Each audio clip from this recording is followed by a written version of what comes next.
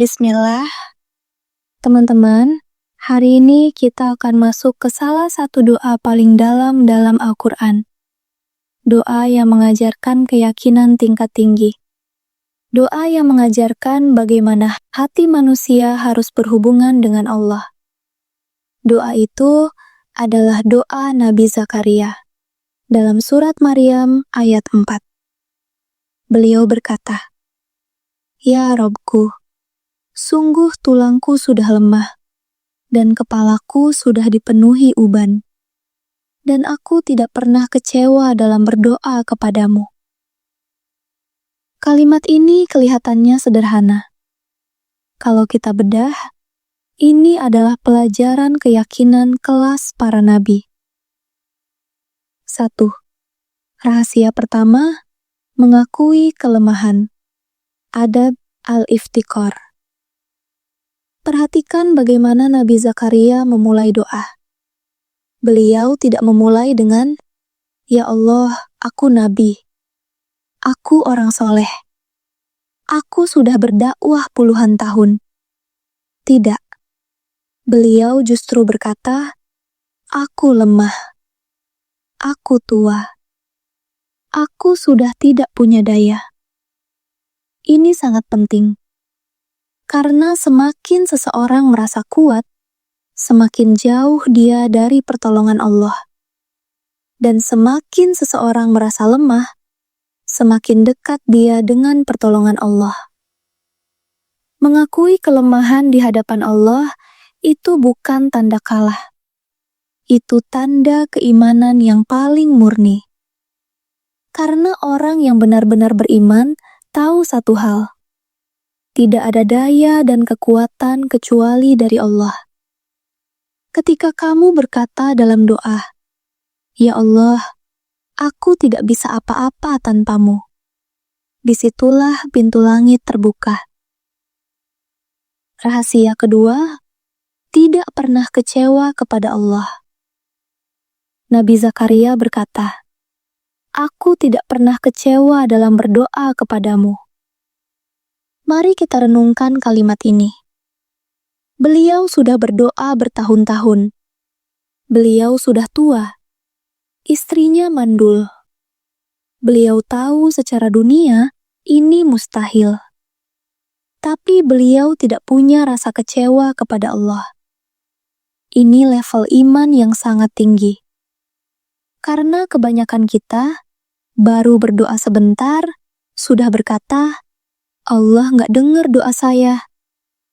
Padahal Allah berfirman dalam hadis qudsi, "Aku sesuai dengan persangkaan hambaku kepadaku." Artinya apa? Kalau kita yakin Allah baik, Allah akan memperlakukan kita dengan kebaikan.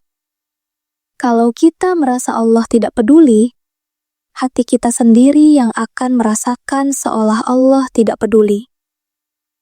Nabi Zakaria menjaga hatinya tetap bersih dari prasangka buruk kepada Allah. Inilah rahasia keimanan yang sangat besar. Rahasia ketiga, memutus ketergantungan pada sebab dunia. Secara dunia, kondisi Nabi Zakaria adalah umur lebih dari 90 tahun, istri mandul, tidak ada teknologi medis modern saat itu. Logika dunia berkata, mustahil punya anak. Tapi Nabi Zakaria tidak bergantung pada logika dunia. Beliau bergantung kepada Allah. Beliau tahu, yang menentukan hasil bukanlah sebab, tapi Allah yang menciptakan sebab. Ini konsep keimanan yang sering terlupakan. Allah adalah musabbibul asbab, Tuhan dari segala sebab. Dokter hanyalah sebab. Uang hanyalah sebab. Strategi hanyalah sebab. Relasi hanyalah sebab. Tapi sebab tidak punya kuasa. Yang punya kuasa adalah Allah. Rahasia keempat, barang siapa yang hatinya bergantung pada sebab dunia, Allah akan membiarkan hatinya sibuk dengan sebab itu. Artinya, kalau kamu merasa uang adalah segalanya, hatimu akan selalu gelisah dengan uang. Kalau kamu merasa manusia adalah penentu, hatimu akan selalu takut manusia.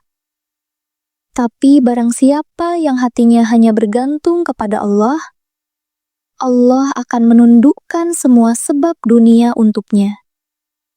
Inilah rahasia keimanan para nabi. Mereka menggunakan sebab, tapi tidak bergantung sepenuhnya kepada sebab. Rahasia yang kelima, kenapa doa Nabi Zakaria terkabul?